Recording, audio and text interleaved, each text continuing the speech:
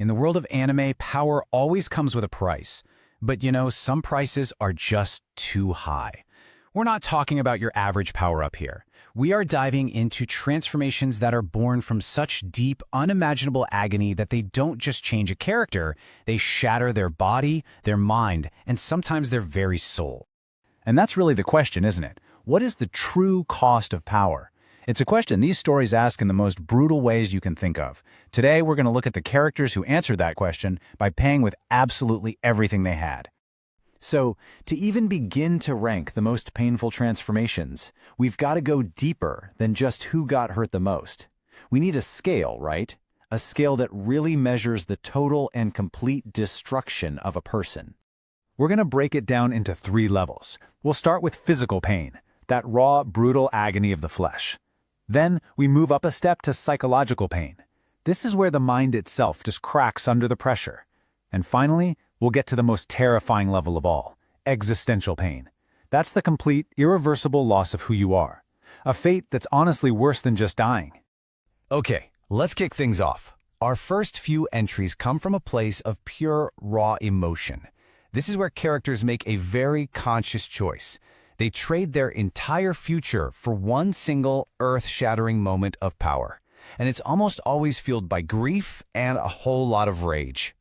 So, kicking off our list at number 4 is a young hunter whose quest for revenge cost him, well, everything. Let me introduce you to Gon Freakus. He's this upbeat, incredibly stubborn kid, and his whole life is about finding his dad.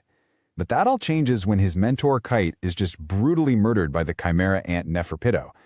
Gon blames himself, and he spirals into this really dark place that leads to one of the most terrifying transformations we've ever seen. See, this wasn't some accident or hidden power awakening. Nope. In his rage, Gon literally made a deal with his own life force. He demanded every ounce of power he would ever have over his entire lifetime, and he wanted it all condensed into one single moment for one single reason: to absolutely obliterate P2. And the price for that power? It was catastrophic. I mean, he didn't just win, he completely annihilated his target. But the second it was over, he collapsed. The power left him a husk on the brink of death. And even after a miracle heals him, his ability to use Nen, the very foundation of his strength, is just gone. He threw away his entire journey, his future, all for a victory that left him empty. All right, now we're climbing up that scale of pain. This is where things get worse, because the transformation is no longer a choice made in a moment of fury. No, these are inflicted. They're designed to strip away who a person is and replace them with a monster. Coming in at number 3, a truly tragic figure from the grim world of Tokyo Ghoul. This is Saido Takisawa. He was a human, a ghoul investigator for the CCG. A bit insecure, kind of arrogant, but deep down he just wanted to prove himself. During a huge raid, he's captured on the battlefield. His comrades? They just assumed he was another casualty of war. The truth was so much worse.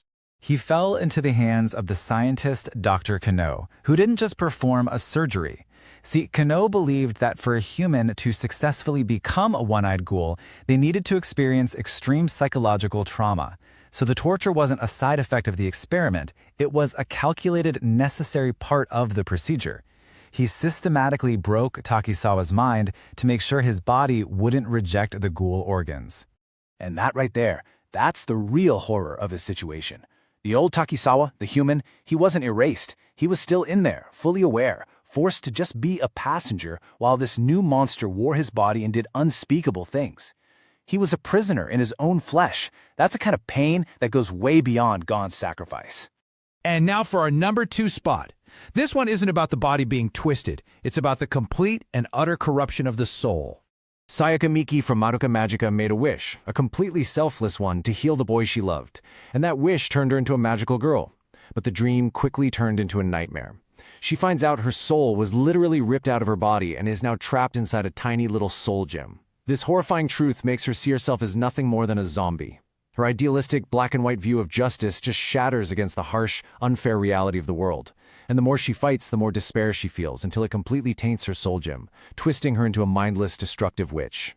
We've now arrived at the final, most horrifying level on our scale: existential pain. This isn't just about losing your future or your identity. This is a state of unending agony, so absolute that it completely redefines what it even means to be alive. This is a fate worse than death. And at the #1 spot for the most painful transformation in all of anime, we have Shiro from Dead Man Wonderland. When Shiro was just a little girl, she was adopted by a scientist. But not to be part of a family, no. It was for an experiment. She was chosen to be a human guinea pig for a project trying to create people who could control their own blood as a weapon. The pain that was inflicted on this child it's almost impossible to even describe. She was subjected to repeated conscious dismemberment. Her arms and legs were cut off and then sewn back on, again and again. This wasn't a one-time thing. It was her entire childhood. An endless cycle of agonizing physical torture, day in and day out, with absolutely no escape. Her mind, her very consciousness just couldn't take it. So as a defense mechanism, it fractured. It created a second personality. This alternate self, called the Wretched Egg, was violent, filled with rage, and it could endure the physical torment that the original innocent Shiro simply could not. Her transformation was her own mind's desperate, last-ditch effort to survive the unsurvivable. And this is the final piece of the tragedy. Shiro's body can regenerate from almost any injury. She can't die. So all the horrific things the Wretched Egg does, they're all part of a twisted, desperate plan. A plan to bring her childhood friend Ganta to her. And why? Because her only wish, the only thing she wants in the entire world, is for Ganta, the only person she ever truly loved, to finally kill her and put an end to her suffering. She is trapped in an immortal hell. So, why are we so drawn to these stories? I mean, these tales of extreme pain aren't just for shock value. They're actually explorations of resilience, of identity, and the absolute limits of the human spirit. They show us what it's possible to endure, and what's lost when the price of just surviving is yourself.